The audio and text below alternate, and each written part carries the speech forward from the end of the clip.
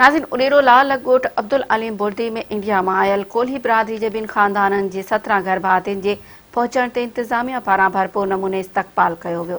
उन हवाले सां ॾिसूं था गुल मोहम्मद हिंगोरो जी ये रिपोर्ट। उडेरो लाल स्टेशन लॻे ॻोठ अब्दुल हलीम बुर्दी में इंडिया मां आयल ॿिनि ख़ानदाननि जा 17 गर्भाती पहुचण ते मटियर ज़िले जे स्टेट कमिश्नर अब्दुल मजीद ज़ोहरानी जे हिदायत ते under training officer Abdul Hussain Raza, Ehsan Morai, madam Samina Rajput, Waleed Dawej ऐं ॿियनि भारत मां पहुतल कच्छी कोली ख़ानदान जे गर्भातियुनि खे गुलनि जा हार ऐं सिंध जी सकाफ़त अजरक पाराई उन्हनि जो इस्तक़बाल कयो। उन मौक़े ते भारत में आयल कोली बिरादरी मेहरान टीवीअ सां पंहिंजा वीचार कहिड़ी रीति वंडे अचो त खान मालूम करियूं।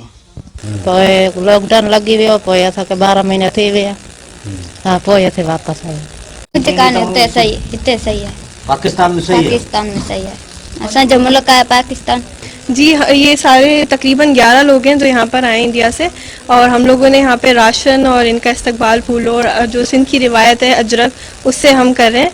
और ये बहुत ज़्यादा हमारे लिए खुशी की बात है कि हमारे लिए वापस ये हमारे अपने वतन पाकिस्तान आए हैं। तो माहौल तमाम खराब है। हाँ, तव्हां घणो वक्त उते रहिया हो? उतां असां 12 महीना रहियासीं। असांखे काफ़ी ख़ुशी थी आहे कि असांजा 5 माण्हू पंहिंजे वतन में ई वापसि आया आहिनि। असांजा इहे भाइर आहिनि ऐं हिननि जी मदद करणु असांजो फ़र्ज़ु आहे। टाइम बि हिननि जे लाइ आहियूं। असां अॻियां बि हिननि जी ईअं ई मदद कंदा रहंदासीं। जंहिं शइ जी ज़रूरत आहे हिननि खे, उन्हनि खे सरकार हिननि जी मदद कंदी, छो जो हीउ हिननि जो पंहिंजो वतन आहे ऐं हीउ जीअं हुननि खे हुते ॾुखिया मौके ते मटियारी ज़िसरनि चयो त असां कोली बिरादरी खे पंहिंजे मुल्क पाकिस्तान ऐं ज़िले मटियार में पहुचण ते तमामु घणी ख़ुशी थी आहे ऐं असां उन्हनि सां हर मोड़ ते गॾु आहियूं ऐं रहंदासीं। ॿिए तरफ़ ऑफिसरनि पारां भारत मां आयल कोली बिरादरी जे माण्हुनि खे राशन पिणु ॾिनो वियो।